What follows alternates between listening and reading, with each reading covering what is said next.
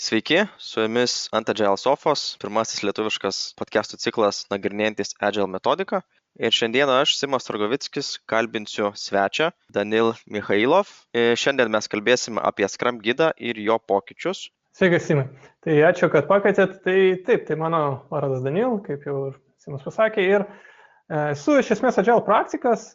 Tai pradėjau nuo programuotojo, tai taikiau visokias įdomias programavimo Agile praktikas, bet po to persijungiau į vadovavimą ir buvo labai įdomu pasižiūrėti visiškai iš kito kampo ir pabandyti tas pačias praktikas pasižiūrėti jau vadovo akim. Tai tas buvo ir komandos vadovo, ir skyriaus vadovo, tarp kelių šalių, buvo labai įdomu iš tikrųjų. Ačiū. Tai turėjai tokios įdomios ir skirtingos patirties. Šiandieną, jeigu konkrečiau fokusuojantis apie patį Scrumą, tau pačiam tikriausiai teko ne kartą susidurti su Scrumu ir manau, vis dar šiandien dirbi su Scrumu. Kiek matau, už nugaros turi krūvą plakatų susijusių su Scrumu. Gal galėtum trumpai mūsų klausytojams papasakot, kas yra tas Scrumas arba kaip tu apibūdini naujiems sutiktiems žmonėms, kas yra Scrum? Jo, tai šitas reikalas keitėsi per ilgus metus ir šiuo metu apsistoju prie tokio apibūdinimo. Žiūrėk, Simai, tu sportuoji ką nors? Ar gal teko kažką pasportuoti, taip sakykime, rimčiau biškį? Teko. Tikrai teko ne kartą. Ir pradėjau, ir mečiau, ir vėl pradėjau. Va. Tai dauguma žmonių vis dėlto kažką yra pabandę pasportuoti. Ir dažniausiai, kai pradedam sportuoti, tai vis dėlto paimam kokią nors programą, galbūt netgi ir trenerį pasamdom, ir tada jau pradedam daryti. Ir kaip pradėjus, visada atsiranda iššūkių. Galbūt mums programa sako, kad, tau mitybą reikia keisti. Arba, tau galbūt ir miegoti reikia pastoviau. Ir tada reikia prisitaikyti. Jeigu tu realiai nori sportuoti, reikia keistis, prisitaikyti. Tai Scrumas yra kažkas labai panašaus. Scrumas yra programa, kurią jeigu vykdai stropiai, tai vyksta pokyčiai.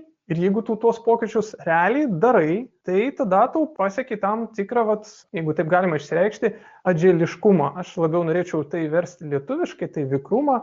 Ką tai reiškia? Tai vikrumas sugebėjimas greitai prisitaikyti prie pokyčių. Pokyčiai gali būti jūsų prioritetai, gali būti situacija rinkoje, įmonėje, visokiausi pokyčiai. Mano akim šiai dienai Scrumas yra ta programa, kurią jeigu vykdai pakankamai ilgai, tai išmoksti prisitaikyti prie pokyčių greitai. Paminėjai, kad Scrumas yra kažkokia sporto programa, o kam ta programa reikalinga?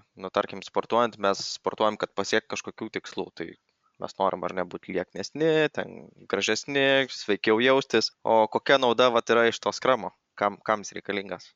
Jo, tai Scrumas reikalingas tik tada, kai jūs iš ties turit kažkokius tikslus. Dažniausiai kalba eina apie tai, kad kažką sukurti arba kažkuo pasiekti.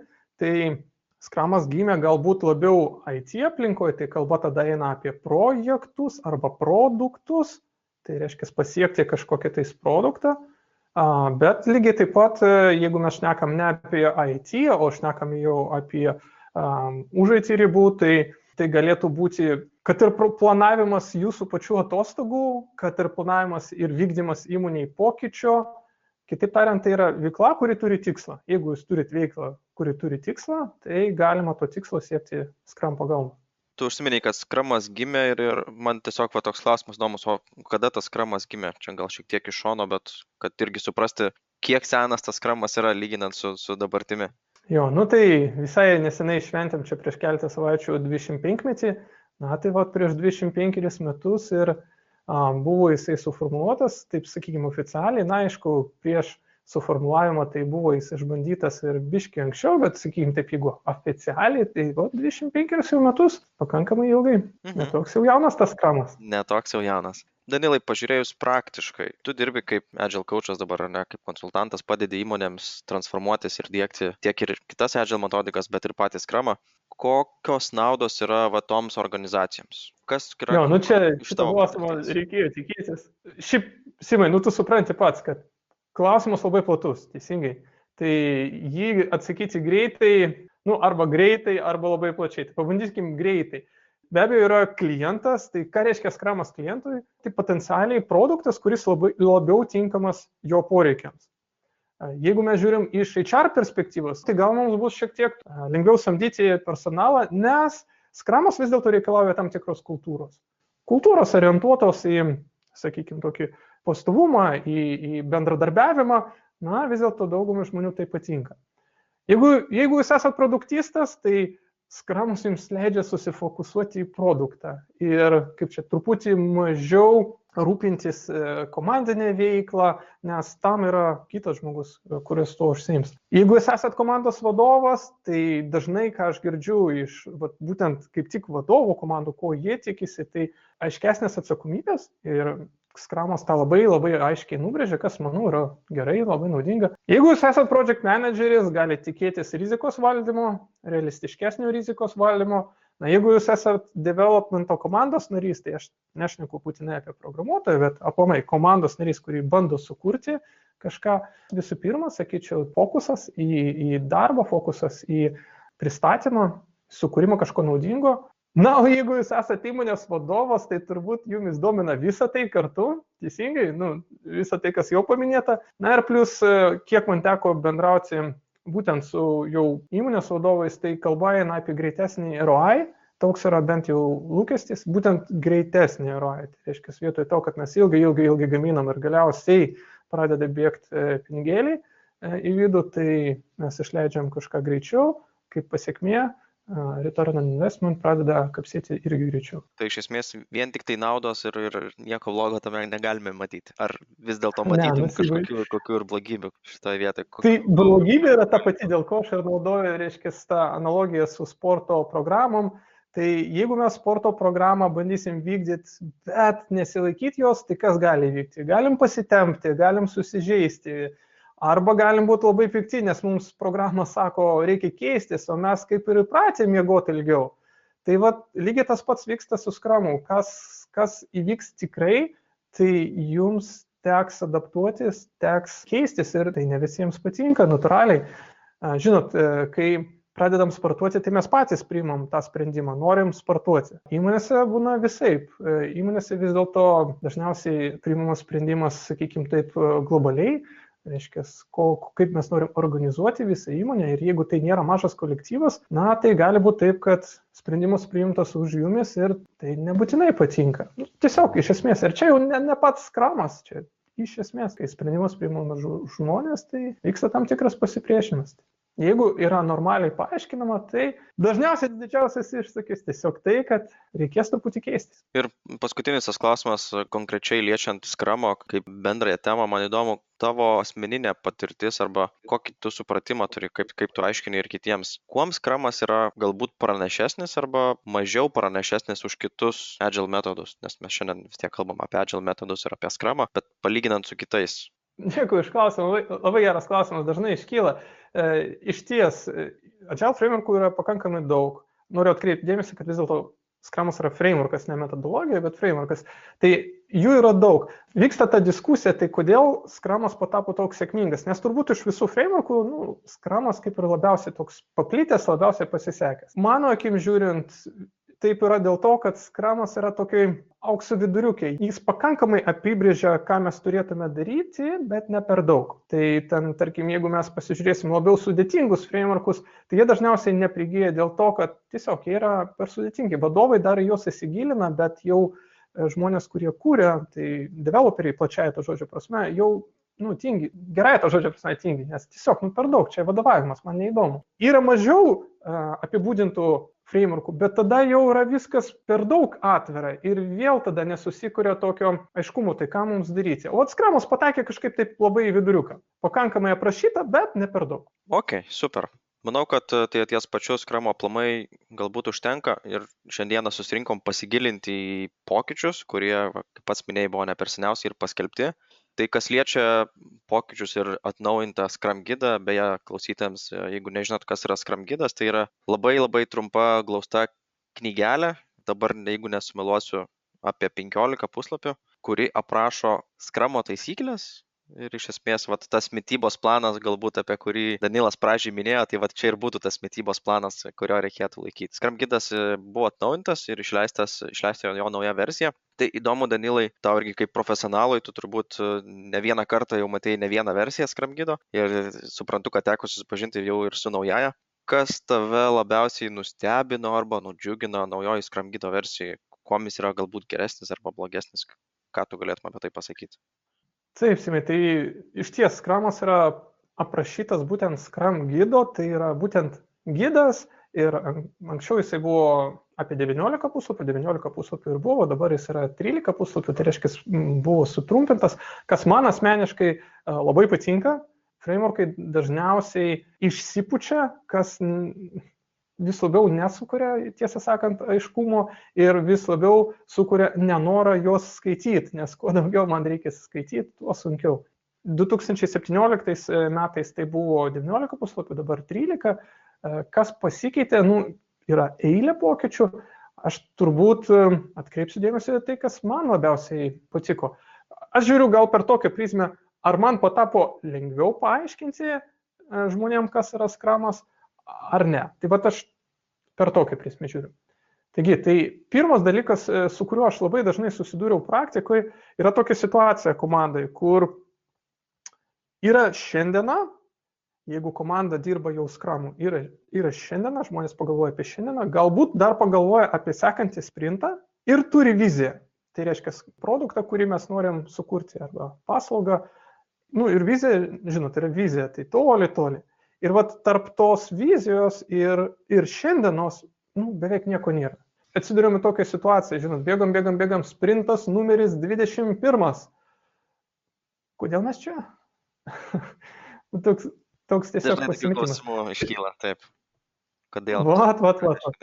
Tai dabartiniam Scrum gide truputį labiau užakcentuota, kad turi būti ne tik tai sprinto tikslas, bet turi būti ir produkto tikslas.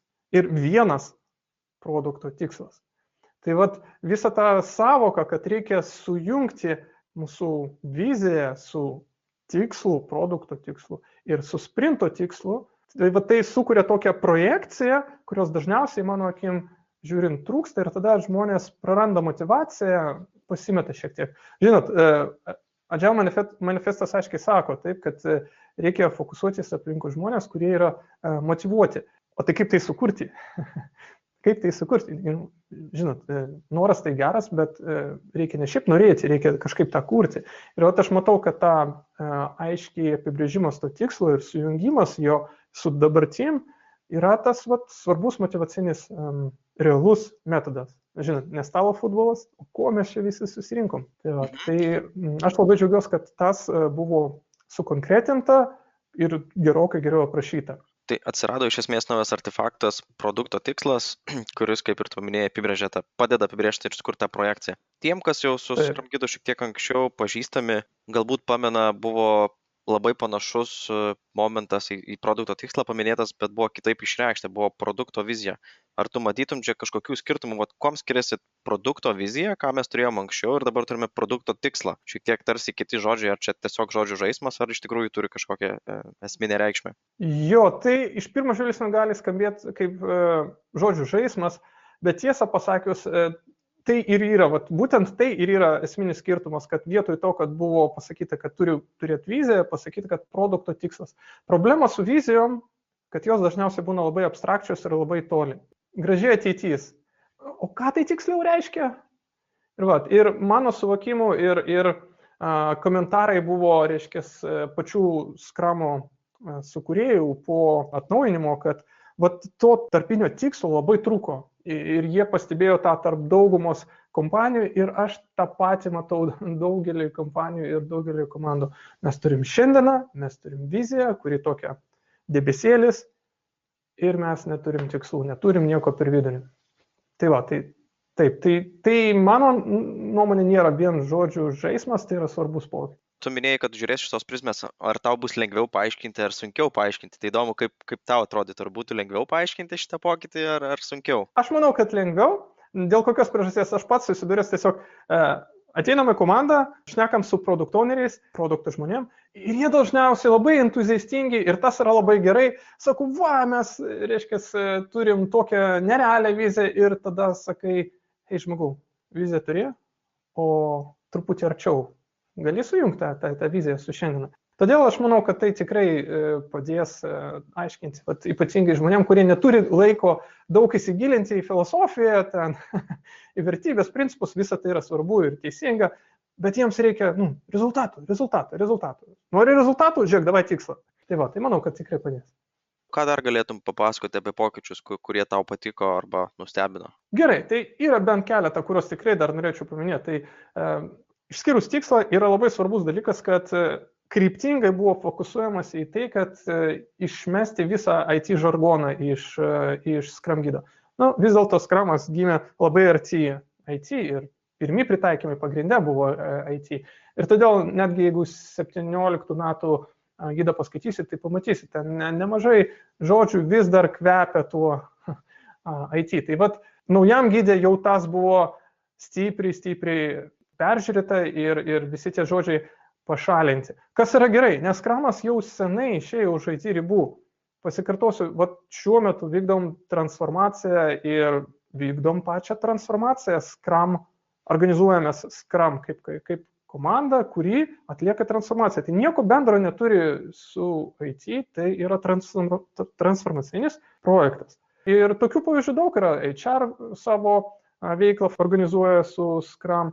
Yra Vinotekos, kurios organizuoja savo veiklą su Scrum. Yra didžiulių įmonių, kurios nesusijusios tiesiogiai su IT, kurios organizuoja savo veiklą kaip Scrum. Tai aš manau, kad tai yra labai svarbu, kad Scrumas šalina IT tos žodelius. Tiesa, vieną vis dėlto radau. Prie definition of done ten galite pasižiūrėti, vis dar yra releasas, ar releasinimas, tiksliai dabar neatsimenu. Bet jau čia toksai smulkmena, čia gal jau labiau kabinėjimasis negu realybė. Produkto diegimas lietuviškai turėtų turbūt asociacijų su IT, tai galima būtų surasti, bet iš tikrųjų turėtų čia užsiakcentuoti. Būtent taip. Tačiau čia tokie, sakykime, globalūs pokyčiai. Bet jeigu mes pasižiūrėtume truputuką detaliau patį Scrumą, tai kas man labai patiko, tai tiesą sakant, Scrum Masterio rolės peržiūrėjimas, toksai nuodugnus Scrum Masterio rolės peržiūrėjimas. Mano akim žiūrint, dabar jinai suformuluota aiškiau, konkrečiau ir pašalinti tokie debesėliai, kurie anksčiau plaukiojo. Pavyzdžiui, pasižiūrėkime. Visų pirma, labai aiškiai pasakyta, kad Scrum Masteris yra atskaitingas už komandos efektyvumą. Dabar efektyvumas yra žodis, tai labai svarbu suprasti, kad lietuvių kalboje dažnai naudojamas vienas žodis, bet po jo parenda dvi reikšmės. Tai effectiveness and efficiency. Tai mes šnekam apie effectiveness už efektyvumą. Tai yra, kokią įtaką mes realiai sukuriam. Scrum Masteris už tai tiesiogiai atskaitingas, tai yra pagaliau aiškiai įrašyta. Prieš tai būdavo taip užuomenom, kad Scrum Masteris kaip ir padeda komandai, bet kiek aš mačiau visi patyrę Scrum Masteriai, kurie realiai sugebėdavo padaryti gerą įtaką tiek įmoniai, tiek komandai, tiek rezultatam, jie visi suprasdavo, kad taip mes esame atskaitingi galiausiai už tai, kad komanda dirbtų efektyviai ir jie elgdavosi atitinkamai. Tai man tas yra labai džiugu, manau, kad tai yra svarbus pokytis. Taip pat pašalintas, tiksliau performuluotas toksai, mano akim žiūrint, fluffy teiginys, tai yra, angliškai servant lyderis, patarnaujantis lyderis. Tai tas patarnaujantis lyderis išsivertė į daug visokių nesusipratimų, tiesą sakant. Ta prasme, kur, Scrum Masteriai susifokusuoja į žmonės, į tai, kad žmonės jaustųsi laimingi, gerai ir visa tai yra svarbu. Bet, jeigu komanda nesukuria rezultatų, tai visa tai beprasmiška. Vis dėlto mes susibūrėm tam, kad pasiekti rezultatus. Kažkur rezultatas turi būti greičiau, kažkur tai yra labiau kalba eina apie kūrybingumą.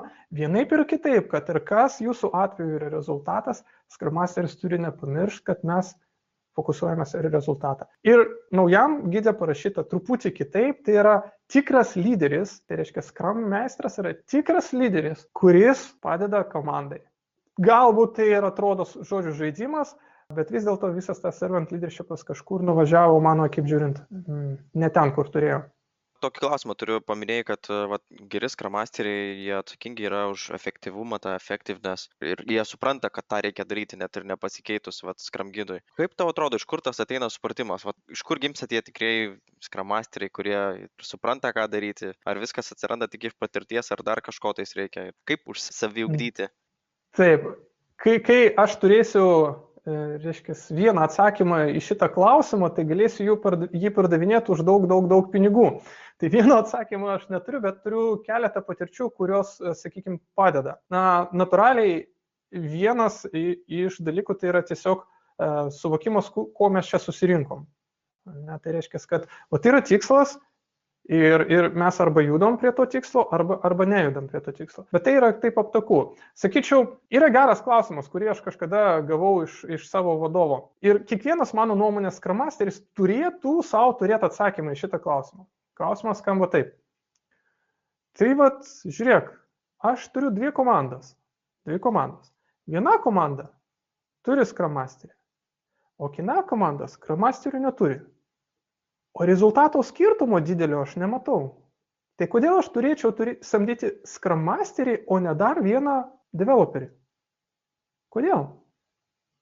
Tai vat, kiekvienas Scrum Masteris turi savo turėti atsakymą į šitą klausimą. Kodėl? Tai vat, kai užduodi savo šitą klausimą, atsisėdi ramiai, pakvepuoji, nu ir tada pradedi galvoti. Komanda susifokusuojasi į tai, kaip mes atliekam uždavinius, Product Owneris susifokusuoja į tai, kad uždaviniai būtų teisingi, o Scrum Masteris susifokusuoja į tai, kad mes dirbtume efektyviai ir padeda, kad tai būtų realybė. Tiesa, aš noriu atkreipti dėmesį į dar vieną pokytį, kuris tiesiogiai su to susijęs. Tai anksčiau buvo taip įdomiai parašyta, kad Scrum Meistras yra tas žmogus, kuris šalina kliūtis. Angliškai remove impediments. Tai man labai patinka, kad dabartiniam Scrum Guide tai performuluota, nes vėlgi tai buvo truputį išsigimę, kad ne tai, kad jisai šalina kliūtis, bet jis užtikrina, kad kliūtis būtų pašalintos. Atrodo žodžių žaidimas, bet štai kaip realybė vyksta. Dažniausiai vyksta, kad komanda dirba kažkaip, ten vienai efektyviai ar mažiau efektyviai ir, pavyzdžiui, negali susišnekėti su kita komanda. Nu, yra priklausomybė tam, kad sukurti bendrą rezultatą, negalim susišnekėti. Nu, tai tu Scrum Masterį, nueik susišnekėk su jais. Mes turim, reiškia, kliūtį, ją reikia pašalinti. Va, kai eik ir šalink. Na, ir va čia yra nesusipratimas, nes taip, pirmą kartą Scrum Masteris galbūt Scrum Masteris nueis ir pasišnekės su ta komanda ir pabandys susiprasti, kame reikalas. Bet galutinis jo tikslas nėra patapti to susisiekimo ministrų tarp dviejų komandų. Jo tikslas yra užtikrinti, kad tos komandas dvi pradės šnekėti ir šnekės tvarkingai ir pasieks rezultato. Tai yra vis dėlto skirtumas tarp to, kad šalinti kliūtis ir užtikrinti, kad kliūtis pašalintos. Ir beje, gali būti, kad jam trūks kompetencijos, gali būti, kad ten realūs iššūkiai su personalijom ir galbūt reikia kreiptis į HR, nes aš neturiu pakankamai, nemoku sutvarkyti tokius konfliktus. Taip gali būti. Ir tai nėra retas atvejis ir čia yra užuomina, kad hei, tavo darbas užtikrinti, kad išspręsta. Tai nereiškia, kad tu turi žinoti absoliučiai viską ir jeigu nesugebi kreiptis pagalbos. Dar vienas toksai pastebėjimas, aš asmeniškai irgi skaičiau šitą Scrum Guide naują kelis kartus. Ten nebesakoma, kad yra Scrum Masterio rolė, ar Product Ownerio, produkto šeimininko rolė, ten sakoma dabar yra accountability, arba lietuviškai išvertus, man rodos, tai reikštų atsakomybę. Atskaitomybė. Taip. Atskaitomybė. Taip. Tai o koks čia yra skirtumas, vėlgi, kodėl iš rolės mes sakom, kad dabar turim tą atskaitomybę? Taip, čia yra įdomus klausimas. Iš tikrųjų, tai jau susijęs su tokiom giliom detalėm, kur ne kiekvienas gali pajausti ir ne kiekviena organizacija iš to gaus kažkokią naudą. Bet kiekviena organizacija turi savo struktūrą. Tai reiškia savo rolės, savo pareigas, visą tai vienaip ar kitaip aprašyta. Ir tada, kai mes pradedam šnekėti, kad žmogus prisiima vieną rolę arba žmogus užima vienokias ar kitokias pareigas, žmonės pradeda pasimesti. Tiesiog praktiškai aš matau, kad žmonės pradeda pasimesti. Apie ką mes čia šnekam, apie rolę ar apie pareigas.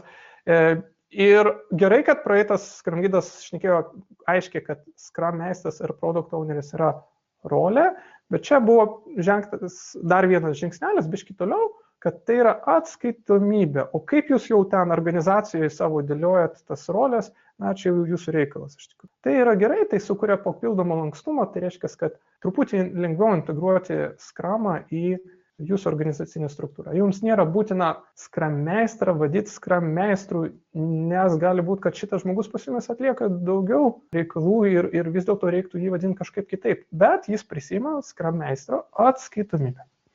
Čia tikrai įdomus pokytis ir, kaip ir tu minėjai, organizacijom turėtų padėti lengviau pritaikyti ir galbūt žiūrėti šiek tiek lankščiau į šitas atskaitomybės neberolės. Taip. Apie Scrum gidą pasidalinai įdomiais pokyčiais. Iš tikrųjų, tie pokyčiai yra kai kurie gan, sakykime, tokie svarbus, kai kurie yra visai nedideli, galbūt dar keletas tokių paminėti sprinto planavime atsirado ir ne dar viena papildoma tarsi dalis, kur anksčiau mes visą laiką žinodom ir Scrum entuziastai būdami žinodom, kad reikia apsibrėžti sprinto tikslą, dabar atskirai apibrėžiam, kad tai yra atskira sprinto planavimo dalis, keletas dar mažų pokyčių yra. Tai kviečiame visus klausytojus perskaityti Scrum gidą, tikrai sveika bent vieną kartą perskaityti, ypač jeigu dirbate Scrumu, rekomenduojame, paliksime ir nuorodą prie posto. Bet noriu pasinaudoti progą, kadangi turime čia Danilą. Norėčiau paklausyti tavęs, Danilai, kaip eksperto, kaip praktiko, kaip tau atrodo per tavo visą patirtį ir šiandien matant visą situaciją, kur juda link visas Agile? Toksai platus klausimas, bet vis dėlto. Aš pabandysiu jį taip atsakyti. Kur juda visas Agile, tai yra labai akivaizdu, iš IT. Tai čia jeigu taip labai paviršutiniškai, tai visas Agile ir toliau juda iš IT. Tai yra vis daugiau skirtingų įmonių visai nesusijusius su IT, taiko vienokius ar kitokius Agile principus arba netgi frameworkus. Tai čia jeigu taip paviršutiniškai. Tačiau aš norėčiau atkreipti dėmesį ir biškį dar tokį įdomų kampą įnešti. Žinot, vienas dalykas, kad Agile juda iš IT, bet kitas dalykas yra tai, kad IT juda visur. Kitaip tariant, jeigu anksčiau mes žinojom, kad yra organizacija ir jinai IT organizacija, tai tuo vis daugiau ir daugiau verslų nuo IT taip stipriai priklauso ir taip stipriai suintegruoti su IT, kad iškyla klausimas, jeigu 60% mūsų veiklos priklauso nuo IT, tai mes čia IT organizacija ir ne IT organizacija. Ir suprantat, kaip gaunasi, kad ogi vis dėlto programinės įrangos kūrimas yra pakankamai komplikuotas dalykas ir nebe priežasties atsirado Agile metodai visų pirma čia. Visas pasaulis patapo komplikuotas, sudėtingas, tiesiog IT pirmiau įžengė į šitą nežinomą teritoriją, tiek žinių. Tai pasižiūrėkite savo organizaciją ir užduokite savo klausimą, kokią rolę IT iš ties užima jūsų teigiamose paslaugose arba jūsų sukūrimam produktui. Ačiū labai, Danilai, tau už išsamius, plačius ir įdomius atsakymus. Tada galbūt apibendrinant, šiandieną mes kalbėjomės apie Scrumą, trumpai pasikalbėjom, kas yra Scrumas, apžvelgėm Scrum gido pokyčius, taip pat pasižiūrėjom šiek tiek ir kur juda visas Agile. Norėčiau padėkoti laidos svečiui Danilui. Danilai, turi dar paskutinius kelius žodžius, nori pasakyti kažką? Norėčiau paminėti tokį vieną mažą dalykėlį. Žinot, tai, kad Scrum gidas atsinaujino, man atrodo, yra gerai vien dėl to, kad žmonės apie tai pašnekės. Vis dėlto yra svarbu pagrįžti ir paskaityti, pagrįžti ir paskaityti, pagrįžti ir paskaityti. Scrum gidas nėra paprasta knygelė, ten yra pakankamai daug sukaupta išminties, aš labai rekomenduočiau truputį mažiau išrasdinėti ir truputį daugiau pasiskaityti. Vis dėlto tik tai 13 puslapių, dabar jau net ne 19, tik tai 13 puslapių. Tai aš matau vien tame jau didžiulę naudą to atnaujinimo. O daugiau, ką aš galiu pasakyti, Simai, dėkui, kad pakvietėt, labai malonu buvo, tikiuosi, kad klausytojams bus kažkokia nauda ir įdomu. Ačiū labai, Danilai, užduokite klausimus komentaruose, pasidalinkite ir savo patirtimi. Šiandienai viskas ir iki susitikimo kitą kartą. Viso. Viso.